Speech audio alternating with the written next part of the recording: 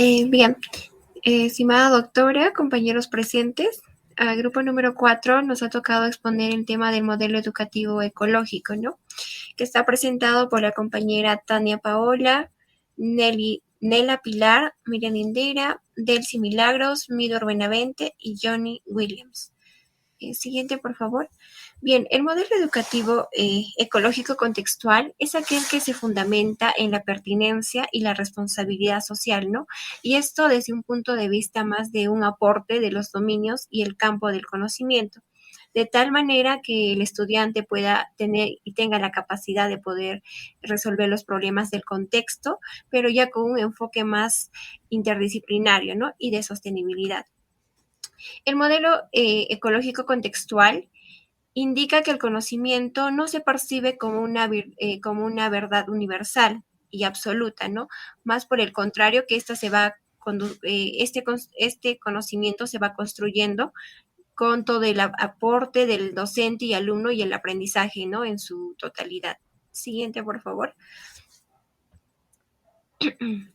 El modelo educativo es una teoría que brinda elementos conceptuales en la cual utiliza las ciencias sociales para poder examinar las relaciones entre el individuo y su medio ambiente. Siguiente, por favor. Bueno, los componentes del modelo educativo ecológico están basados en los principios y valores del ciudadano, en la sociedad que se aspira a construir y transformar, la convergencia metodológica, también están los sujetos interculturales que se van a formar, ¿no? En el proceso del aprendizaje. También están las estrategias, el ambiente y el contexto de aprendizaje. Se tiene como componente lo que es la gestión social del conocimiento y también como funciones del perfil del profesor investigador, ¿no? El cual va, digamos, impactar en el aprendizaje y en todo el proceso del estudiante. Siguiente, por favor. Las características de este modelo, bueno, se basan sobre todo que toman en cuenta toman en cuenta lo que es las características tanto socioeconómicas, las características ambientales y de todo el entorno cultural. También se utiliza, o bueno, se tiene como característica la necesidad de saber las expectativas, tanto las motivaciones y el contexto cultural de los estudiantes, ¿no? Lo que plantea es una visión de conjunto y el conocimiento, como lo indiqué, no es una verdad absoluta, sino que se va construyendo tanto del aprendizaje del entorno como también del medio cultural, ¿no? Del estudiante, ¿no? En este caso, el currículo tiene que ser flexible y abierto. Siguiente, compañero.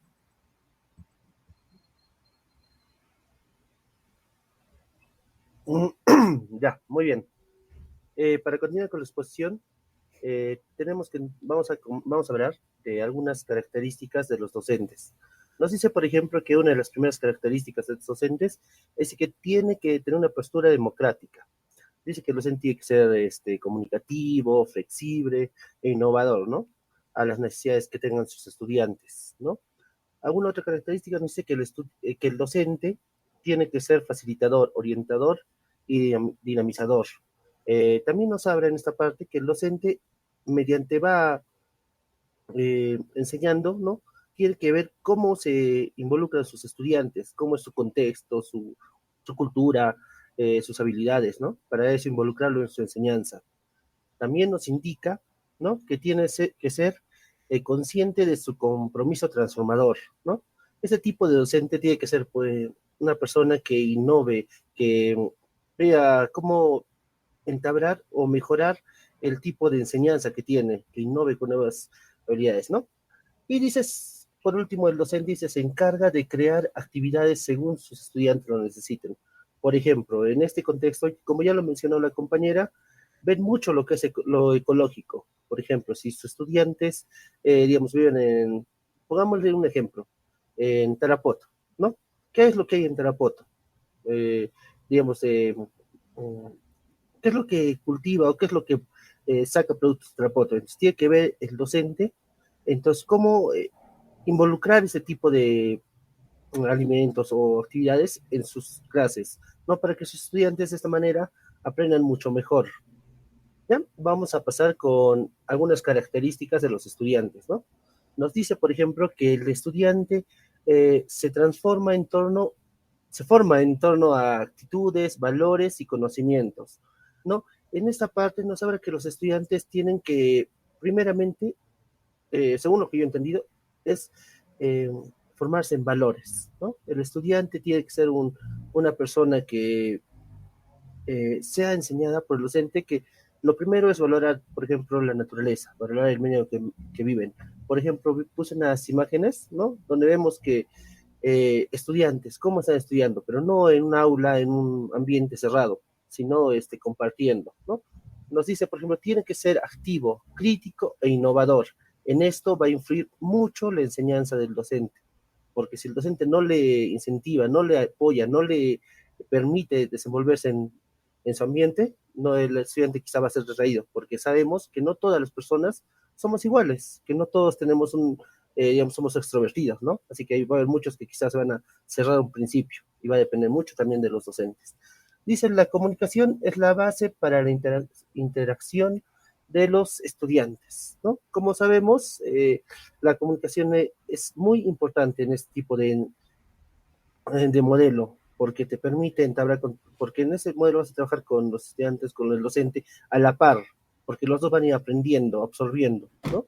Y dice, es muy importante el contexto del estudiante. Creo que ya hemos recalcado una o dos veces que es muy importante que se sepa cómo vive el estudiante, dónde vive, no, la religión que tiene, el medio que le rodea, para que éste se involucre tanto en la enseñanza del maestro y como del docente, como el estudiante aprenda. Y por último, vamos a hablar sobre los tipos de evaluación. Nos dice que hay tres tipos de evaluación: la evaluación cualitativa, la evaluación formativa y la evaluación procesual, ¿no? Por ejemplo, nos dice que la evaluación cualitativa es aquella donde se juzga, como en el primer dibujito, ¿no? El procedimiento. Cómo es que el estudiante va aprendiendo poco a poco, ¿no? Como podemos ver en esta imagen, eh, comenzamos, ¿no? Ya, digamos, el trabajo de artes plásticas, ¿no? Un dibujo, digamos. ¿Ya? Entonces, ahí va, el profesor va juzgando cómo poco a poco va aprendiendo y no solo juzga el producto final, ¿no? El segundo, formativa. Nos dice que en este tipo, ¿no? Eh, la evaluación se va utilizando para reconocer y responder a los aprendizajes, tanto del estudiante con el fin de reforzar esos aprendizajes durante el propio proceso de aprendizaje. Por ejemplo, si vemos que el estudiante aprende de tal manera, ¿no? Y que quizá aprende más de una actividad, por ejemplo, puede ser en el ambiente abierto, ¿no? Entonces, eso el docente va a valorar para este tipo de evaluación, ¿no? Las actividades que tenga o las actitudes que demuestre. Y por último, la evaluación procesual, ¿no? Dice que esta evaluación es aquella que consiste en valorar continuamente el aprendizaje del alumno y de las enseñanzas. Como hemos podido ver, estos tres tipos de aprendizaje son similares y podemos relacionarnos a nuestro entorno, a cómo nos enseñan, ¿no? Yo, por ejemplo, veía y veo que tanto en las escuelas, tanto en las universidades, ya están utilizando este tipo de evaluación. Por ejemplo, en Moquegua, veía, ¿no? Que a los estudiantes de primaria ya los mandaban, digamos, afuera de su salón a criar un huerto. Y según su tipo de aprendizaje de la docente, les calificaba cómo ellos participaban. Y también viendo en mi experiencia propia, en mi tipo de educación, ¿no? A mí no me enseñaron o no me calificaron más que todo por un examen, sino por el proceso en el que lo he seguido. Muy bien, damos pase al compañero para que continúe con la exposición. Gracias. Ya. Continuando con la exposición, hacemos la diferencia del modelo pedagógico tradicional, o también como el llamado modelo educativo tradicional. El- aquí sobre todo resalta que los alumnos reciben la información pasivamente a partir de un maestro. ¿Se fundamenta en qué? En que la formación humanista de los estudiantes por parte del docente, quien es el encargado de transmitirles los contenidos de las disciplinas científicas, el ideal del humanismo y la ética que viene de la tradición metafísica religiosa. Ahora, ¿el conocimiento en qué se basa? En que los estudiantes son simples receptores, pasivos de la enseñanza. Como apreciamos aquí, el profesor es el responsable activo y el alumno es el receptor pasivo. Siguiente, por favor. En cuanto a sus características del modelo educativo tradicional, tenemos que es un sistema rígido, poco dinámico, se da gran importancia a la transmisión y memorización de la cultura. El profesor es un experto capaz de transmitir la información de manera eficaz. El conocimiento se adquiere a través de la memoria y la repetición. Hay poca participación de los alumnos. Siguiente, por favor. También tenemos así, ¿cuál es su paradigma? El niño se concibe como una tabla, saberes específicos. En cuanto a la escuela, consiste en dirigir la transmisión de conocimientos de una manera sistemática y acumulativa. Ahora, ¿cuál es la relación profesor-estudiante? Es vertical y excluyente. El docente es transmisor y el alumno receptor. La metodología que utilizan es la exposición oral y visual del maestro, ejercitación del comportamiento, comprobación de nuevos resultados. Y en cuanto a la evaluación, la finalidad es determinar hasta qué punto ha quedado impresos los conocimientos transmitidos. La clasificación obedece a criterios uniformes sin tener en cuenta los procesos individuales. Luego pasamos también a lo que son ventajas y desventajas. Siguiente, por favor. Bueno, en las ventajas del modelo educativo tradicional es la manera más efectiva de transmitir datos puros como fechas y datos numéricos. No se requiere de un proceso de adaptación a la enseñanza por parte ni del alumno ni del profesor. Posibilita la transmisión de conocimientos a un gran número de personas al mismo tiempo, genera autodisciplina. En cuanto a las desventajas, siguiente por favor, se ha manejado mucho la memorización, que no es ventajosa para el desarrollo de habilidades necesarias para enfrentarse al mundo real. Centrada en la memorización, muy poco la comprensión. Métodos de evaluación generan frustración y estrés en los alumnos. No se estimula la curiosidad y creatividad. La mayoría de conocimientos adquiridos mediante este método se olvidan con el tiempo. Fomenta comparación y competición, no colaboración y cooperación, lo que provoca un efecto negativo en el autoestima. Bueno, sin duda el modelo educativo tradicional ha funcionado en aquellas personas que no tienen esa disciplina para estudiar, pero cuando uno es flexible, ahora en estos tiempos, uno que es flexible, ahora en estos tiempos ya no quiere hacer nada.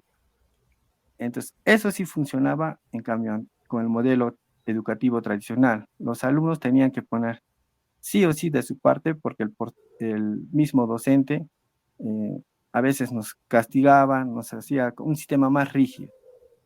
Y a veces sin querer también hacíamos nuestras tareas, sin querer también estudiábamos a la fuerza. Pero también resultaba porque sí o sí tenías que aprender para pasar de curso. En cambio, ahora con el modelo ecológico